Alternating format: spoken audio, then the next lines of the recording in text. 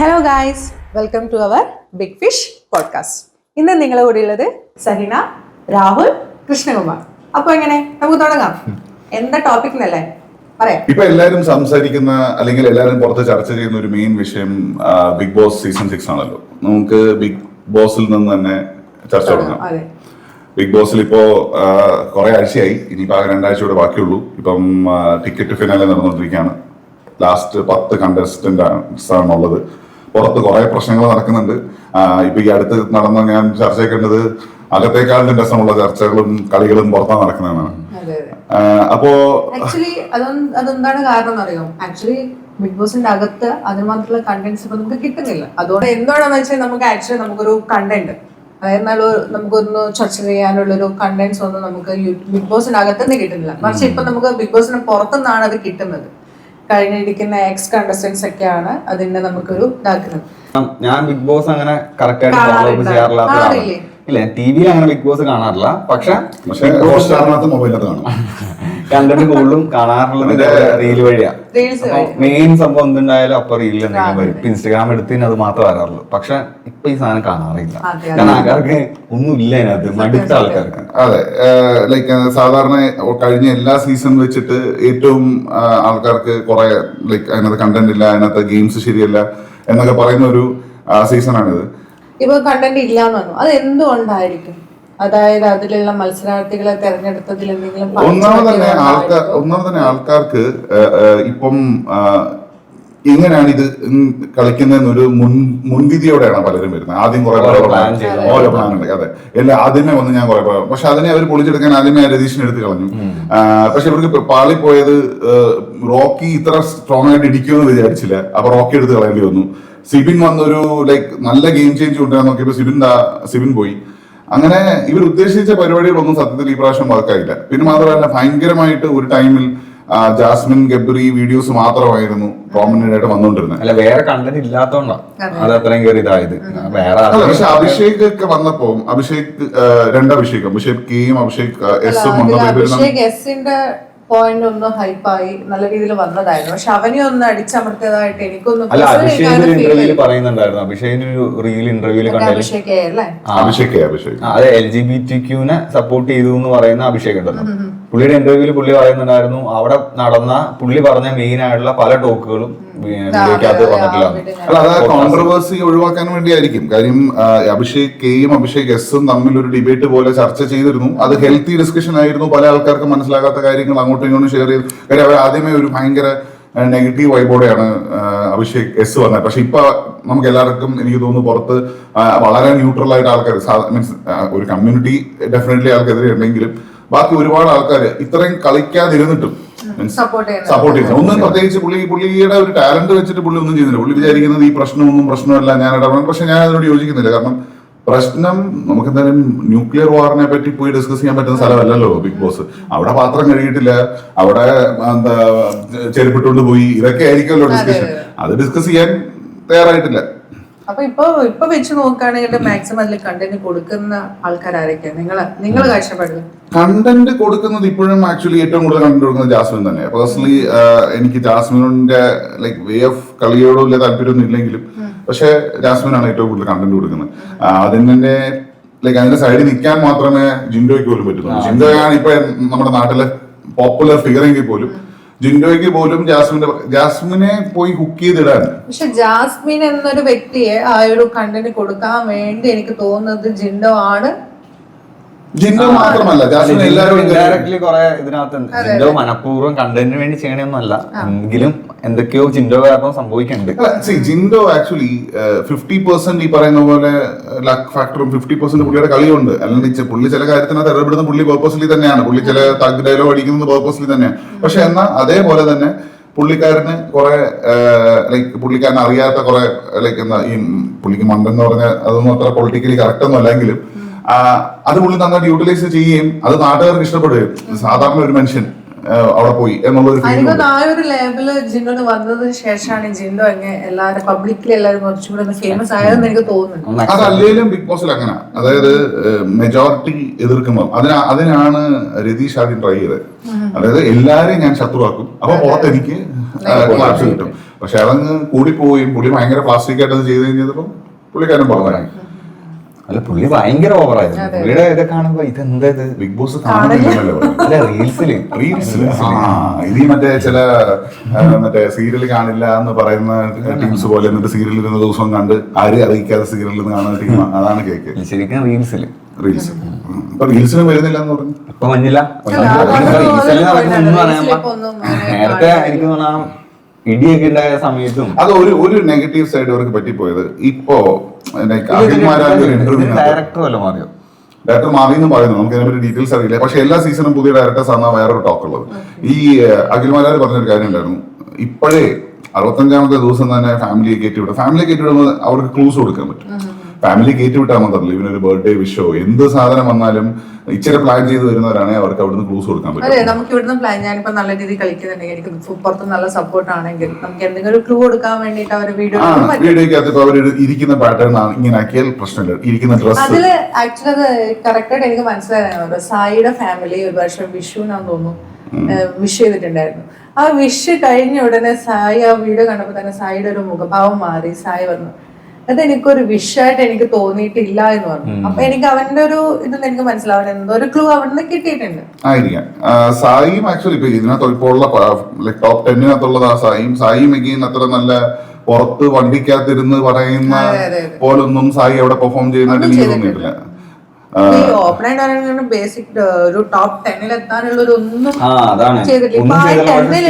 പുറത്തു പോയ ആൾക്കാർ എനിക്ക് തോന്നുന്നു പിന്നെയും അപ്സരയൊക്കെ കുറച്ചും കൂടെ ഒരു കളിച്ച് ഗെയിംസ് ഒക്കെ നല്ല രീതിയിൽ കളിക്കുന്ന. അപ്സരയും പക്ഷേ വാസ് നോട്ട് ഈ ഒരു ടൈപ്പ് ഓഫ് ആൾക്കാരില്ലേ, അതായത് ഞാൻ ജയിച്ചിട്ടില്ല. നോററിയാം പക്ഷെ കാണാറില്ല. പുറത്തായോന്ന് ഞാൻ ചോദിച്ചതിന്റെ മീനിങ് ഞാനത് കാണുന്നില്ല എന്ന് പറയാൻ വേണ്ടി. അപ്സര ഒരു നമ്മുടെ ക്ലാസ്സിലൊക്കെയുള്ള ഈ ഏറ്റവും പഠിപ്പിച്ചിട്ട് എനിക്ക് ഫസ്റ്റ് റാങ്ക് വേണം എന്ന് പറഞ്ഞ് പഠിക്കുന്ന ഒരു കുട്ടിയായിട്ട് എനിക്ക് തോന്നിയിട്ടുള്ളൂ. പക്ഷെ ഫസ്റ്റ് റാങ്ക് അല്ലാതെ വന്നു കഴിഞ്ഞാൽ ആ ക്ലാസ് മൊത്തം ഇതെന്തോ പ്രശ്നമുണ്ട്. ഇപ്പൊ പുറത്ത് വന്നിട്ടുള്ള ഇന്റർവ്യൂവിനകത്ത് പുള്ളിക്കാരി പറയുന്നത് ഞാൻ അതിനകത്ത് വേറെന്തോ പ്രശ്നമുണ്ട്, ഞാനായിരുന്നു ശരിക്കും അതൊക്കെ ചുമ്മാ തോന്നുക. അതിനകത്ത് തുടക്കം മുതലേ അപ്സരയ്ക്ക് ഫസ്റ്റ് ബിഗ് ബോസ് തന്നെ പൊക്കി കൊടുത്ത ഒരാളാണ്. അതായത് ഫസ്റ്റ് ക്യാപ്റ്റൻ ആദ്യമായിട്ട് ക്യാപ്റ്റനായിട്ട് വന്നപ്പോൾ നന്നായിരുന്നു എന്നൊക്കെ പറയുന്നല്ലാണ്ട് അല്ല, ആദ്യമൊക്കെ അപ്സര നല്ല രീതിയിൽ കളിച്ചിരുന്നു. പിന്നെ എനിക്ക് തോന്നുന്നു റസ്മിന്റെ കൂടെയും ഒരു ഗ്യാങ് അങ്ങോട്ടും ഇങ്ങോട്ടും. ഈ ജാസ്മിൻ ഗബ്രി ഒരു പവറായിട്ട് വന്നപ്പോൾ ഈ രണ്ട് ഗ്യാങ് ആയി. ഈ ജിൻഡോ അല്ലെങ്കിൽ ആ ഭാഗം ജിൻഡോയുടെ കൂട്ടത്തിലായിരുന്നു ഇസിബിനൊക്കെ വന്നു കൂടി. ജാസ്മിൻ ഗബ്രി വന്നപ്പോ ജാസ്മിൻ ഗബ്രിക്ക് പ്രശ്നമുണ്ട്, ഞങ്ങളായിരിക്കണം ഫസ്റ്റ്. അത് മനസ്സിലാക്കാനുള്ള ബുദ്ധി അവരുടെ ഗ്യാങ്ങിലുള്ളവരില്ലായിരുന്നു. പക്ഷെ ഗബ്രി അൺഫോർച്ചുനേറ്റ്ലി പുറത്തായി. പക്ഷെ എന്താ ആ ഒരു ശരിക്കുള്ള സാധാരണ ഇപ്പൊ കഴിഞ്ഞ സീസണാണ് ഞാൻ പറഞ്ഞ ശരിക്കുള്ള കഴിഞ്ഞ സീസണിനകത്ത് ഒരു അഡ്വാൻറ്റേജ് എനിക്ക് ഇഷ്ടപ്പെട്ട ഒരു കാര്യം എന്താണെന്ന് വെച്ചാൽ അഖിൽമാരാർ, വിഷ്ണു, സിജു ഒരു ടീമായിരുന്നു. അത് ടീം എന്ന് പറഞ്ഞാൽ ഇപ്പം ബോയ്സ് ഇതൊക്കെ പറയുമ്പോൾ പൊളിറ്റിക്കൽ കറക്റ്റ്നെസ് പക്ഷെ ആണുങ്ങൾ കൂട്ടം കൂടിയാൽ ഫ്രണ്ട്സ് ആയി കഴിഞ്ഞാൽ എനിക്ക് അറിയാവുന്നിടം വെച്ച് പെണ്ണുങ്ങളെക്കാളും ഭയങ്കര ബോണ്ടിങ് ആണ്. അതായത് ഇപ്പം വിട്ടുകൊടുക്കുന്ന മനോഭാവം കൂടുതലും ആണുങ്ങൾക്കായിരിക്കും. അങ്ങനെയൊന്നും പറയാൻ പറ്റില്ല. ഇപ്പം ബോണ്ടിങ് ഞാൻ ഉദ്ദേശിച്ചത് അതിപ്പം വിഷ്ണു ഒരുപാട് സ്ഥലത്ത് വിഷ്ണു അഖിലും അങ്ങോട്ടും ഇങ്ങോട്ടും നീ എടുത്തു അല്ലെങ്കിൽ ഞാൻ എടുക്കാം, സിജു ചേട്ടൻ എടുത്തു, അതെടുത്തു. ഈവൻ അവർ ഒരു ടീമായിട്ട് മറ്റേ ഒരു മാണിക്കൊക്കെ അവരുടെ ഇടയിൽ ആ വിട്ടുകൊടുക്കല പറഞ്ഞത്, മറ്റേ ഓപ്പോസിറ്റ് ആളുടെ അടുത്തല്ല, അവരുടെ ഇടയിൽ ആ മത്സരം എപ്പോഴും ഹെൽത്തി ആയിട്ട് അതിന്റെ ഒരു സ്ട്രെങ്ത് ഭയങ്കര ഇതൊരു മെയിൽ ഷോവനിസ്റ്റിക് കാര്യമൊന്നുമല്ല. പക്ഷെ അത് ചിലപ്പം പണ്ട് നമ്മുടെ DNA കകത്ത് കിടക്കുന്നുണ്ടായിരിക്കും. ഈ ആണുങ്ങൾ ഒരുമിച്ച് പോയിട്ട് ഹണ്ട് ചെയ്തോണ്ടിരുന്നത്. അപ്പൊ അങ്ങോട്ടും ഇങ്ങോട്ടുള്ള അണ്ടർസ്റ്റാൻഡിങ് ആണ് അവിടെ വർക്ക്. അവർ അത് നന്നായിട്ട് യൂസ് ചെയ്തത്. ആ സീസൺ കണ്ടു കഴിഞ്ഞാൽ നമുക്ക് ആ ഫ്രണ്ട്ഷിപ്പ് പരിപാടി നന്നായിട്ട് വർക്ക് ആയിട്ടുണ്ട്. ഇപ്പോഴും ഈ സീസണിൽ അങ്ങനെ സാധനമേ ഇല്ല. ഈ സീസണിനകത്ത് ഫ്രണ്ട്ഷിപ്പ് ഒന്നുമില്ല. അഭിഷേക് ഈ സീസണിനകത്ത് ആക്ച്വലി ബിഗ് ബോസ് പുറത്താണ് നടക്കുന്നത്. അല്ലല്ല, ഈ സീസണിൽ ആ ഫ്രണ്ട്ഷിപ്പ് സർക്കിൾ എടുക്കാൻ വേണ്ടിട്ട് അപ്സര, ശ്രീതു, മറ്റേ എന്തായിരുന്നു മറ്റേ അവിടാണ് ഞാൻ പറഞ്ഞത് ശരണ്യ, ഇവര് 3 പേരും കൂടെ ട്രൈ ചെയ്തിരുന്നു. പക്ഷെ അതിൽ നിന്ന് എനിക്ക് മനസ്സിലായത് ശ്രീതു അറിയാതെ ശ്രീതുയുടെ ബാക്കിൽ നിന്ന് സംസാരിച്ച് അപ്സര ഏതൊരു വോയിസ് കേൾപ്പിച്ചിട്ട് ഈ സിറ്റുവേഷൻ എന്തോ പറയുന്ന ഒരു ടാസ്ക് വന്നപ്പോഴാണ് ഈ അപ്സര അതാണ് ഞാൻ പറഞ്ഞത്. മറ്റേടത്ത് ഇങ്ങനെ ഒരു ഉടക്കം ഉണ്ടാക്കാൻ അവർക്ക് പറ്റില്ല. അതായത് ഈ ആണുങ്ങൾ മാത്രമുള്ളതാണെങ്കിൽ ഇങ്ങനെ ഒരു പ്രശ്നം വന്നാൽ ആളുകൾ നോർമലി ചെയ്യാൻ രണ്ടെണ്ണം പിടിച്ച് ഇടിക്കുകയോ അല്ലെങ്കിൽ നീ എന്നെ പറ്റി പറഞ്ഞ് ഞാൻ തെറി വിളിക്കുകയോ ചെയ്യാൻ. മറ്റേടത്തെ പ്രശ്നം എന്ന് പറഞ്ഞു കഴിഞ്ഞാൽ അതൊരു ഭയങ്കര അകൽച്ച ഫീലിലേക്ക് പോകും. ഇതാണ് തെറി വിളിച്ചിട്ടായാലും പക്ഷെ എന്നാൽ അതൊരു നമുക്ക് പുറത്തിപ്പം നമ്മളുടെ ഫ്രണ്ട്സിന്റെ സർക്കിളിലൊക്കെ ഉൾപ്പെടുത്താൻ പറ്റുന്ന ഒരു ഫ്രണ്ട്ഷിപ്പ് ഒന്നും ഈ പ്രാവശ്യം വന്നിട്ടില്ലായിരുന്നു. പിന്നെ അതിനകത്ത് ബോണ്ടിങ് വന്നിട്ടുള്ളത് അഭിഷേക് കുറച്ച് പേരെടുത്ത് അഭിഷേക് കണക്ട് ആവുന്നിടത്തെല്ലാം നന്നായിട്ട് കണക്ട് ആവുന്നുണ്ട്. ഇപ്പം അഭിഷേക് മൻസിബയും ഋഷിയുമായിട്ടൊക്കെ നല്ല കണക്ഷൻ ആണ്. ഋഷി വാസ് ലൈക്ക് ഋഷിയും ലാലേട്ടൻ പറഞ്ഞ പോലെ എന്താ 29 വയസ്സായി ഒന്ന് നമുക്ക് ഞെട്ടിയെങ്കിൽ ഋഷിക്ക് ഒരുപാട് ഫാൻ ബേസ് ഉണ്ട്. കേരളത്തില് ഒരുപാട് അച്ഛനമ്മമാർ വോട്ട് ചെയ്യുന്ന ഒരാളാണ്. പേഴ്സണലി എന്റെ വീട്ടിൽ വോട്ട് ചെയ്യുന്ന ആണ് ഋഷിക്ക് വേണ്ടി. അപ്പം ആ ഋഷി ആക്ച്വലി ആ ഏജിന്റെ അത്രയും മെച്ചൂരിറ്റി ഒന്നും ഇല്ല. പക്ഷെ എനിക്ക് ഫീൽ ചെയ്തിട്ടുണ്ട് ഋഷി അവിടെ കളിക്കുന്നത് ഋഷി ആയിട്ടാണ്.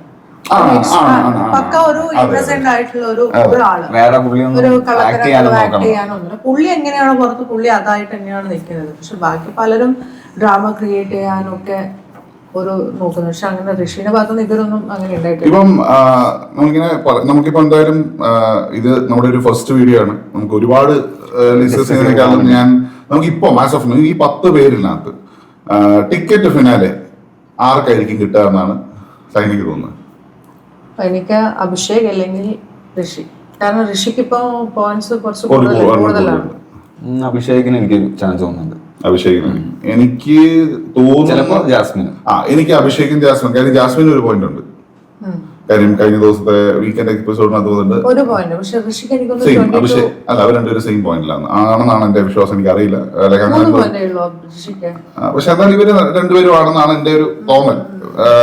ഓക്കെ, ടോപ്പ് 5 ആരാകും? ജാസ്മിൻ, ജിൻഡോ, അഭിഷേക്, ഋഷി, വേറെ ആരെയുള്ളത്? ഇതാണ് അല്ല ഈ പ്രായത്തിൽ പ്രശ്നം ഇതാ. കാരണം എനിക്ക് ഓർമ്മയുണ്ട് പണ്ടത്തെയൊക്കെ ബിഗ് ബോസ് നോക്കി കഴിയുമ്പോ അതിനകത്ത് നമുക്ക് ഇങ്ങനെ പെട്ടെന്ന് പറയാനായിട്ട് കുറച്ച് ഇതാ. ഇതിന് സത്യം പറഞ്ഞാൽ ആരും ഇല്ല പറയാം. ആരും ജയിക്കും ആ ഒരു ക്വസ്റ്റ്യൻ ആയിരുന്നു. കാരണം അവരുടെ പേര് നമ്മളെ മൈൻഡിൽ പെട്ടെന്ന് വരുന്നില്ല. എന്തുകൊണ്ട് അവരത്രയും ഇൻഫ്ലുവൻസ് ചെയ്തിട്ടുള്ള പ്രോഗ്രാം ആയിരിക്കും.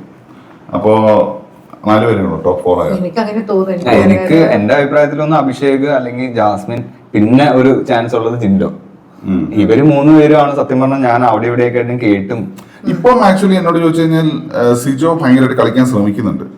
അപ്പൊ ഞാൻ പറയുകയാണെങ്കിൽ ജിൻഡോ, ജാസ്മിൻ, അഭിഷേക്, സിജോ, അർജുൻ. അർജുനൊക്കെ എന്തെങ്കിലും ചെയ്യാൻ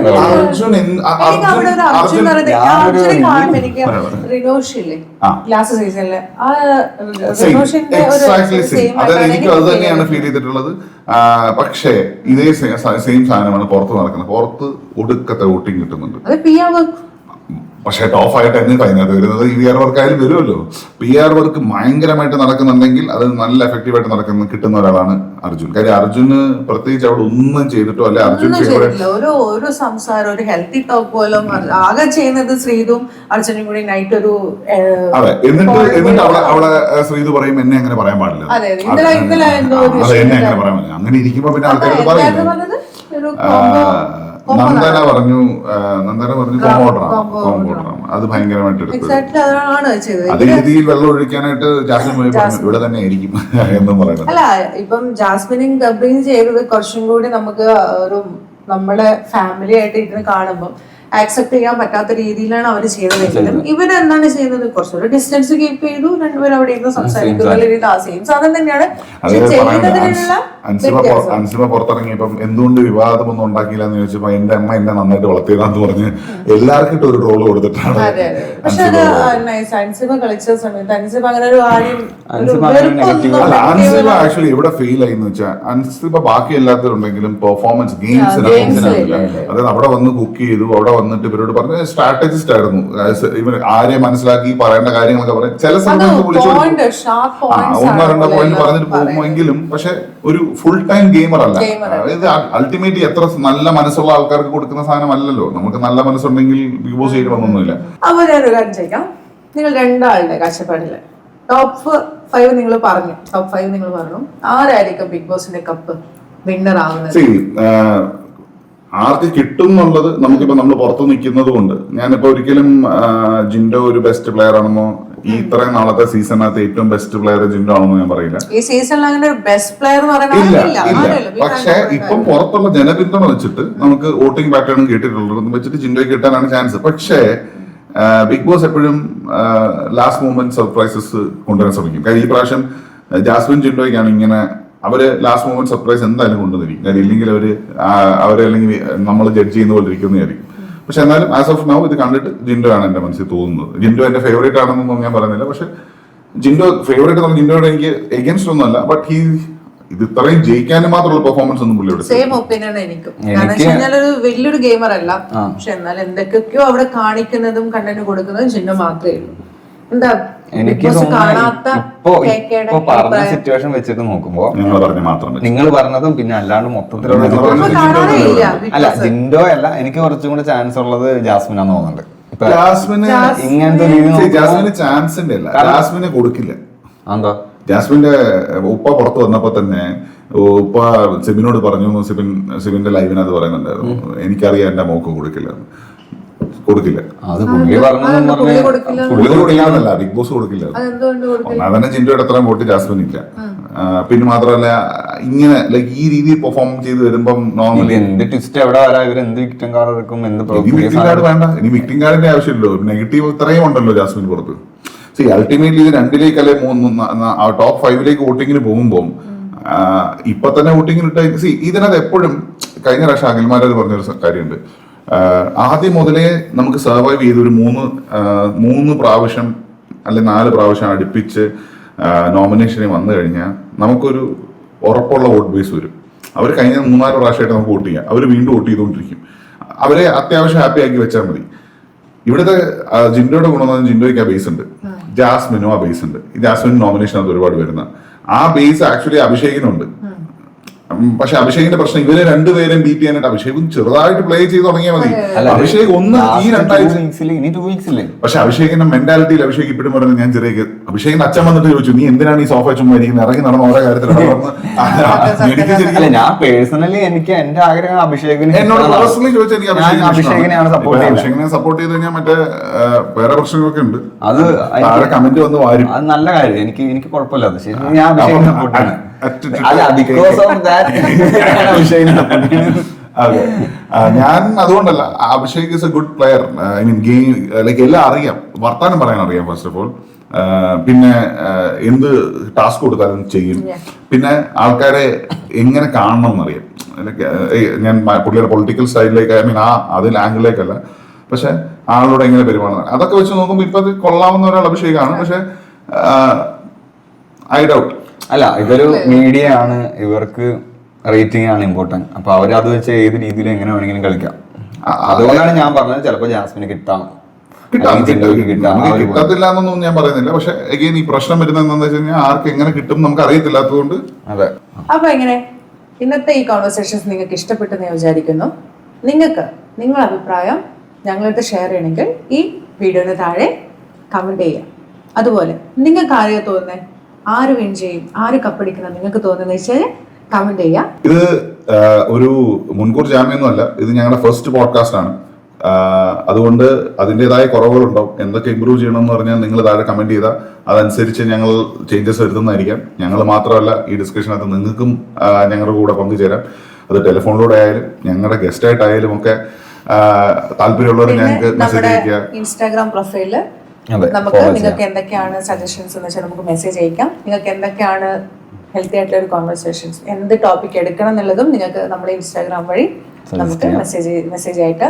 വീഡിയോ നിങ്ങൾക്ക് ഇഷ്ടപ്പെട്ടെന്ന് ഞങ്ങൾ വിചാരിക്കുന്നു. വീഡിയോ ഇഷ്ടപ്പെട്ടെങ്കിൽ നിങ്ങൾ സബ്സ്ക്രൈബ് ചെയ്യുക, ഷെയർ ചെയ്യുക, ഇൻസ്റ്റാഗ്രാം പേജ് എല്ലാം ഫോളോ ചെയ്യുക. ഇനിയൊരു വീഡിയോ ആയിട്ട് കാണുന്നവരെല്ലാവർക്കും ബൈ.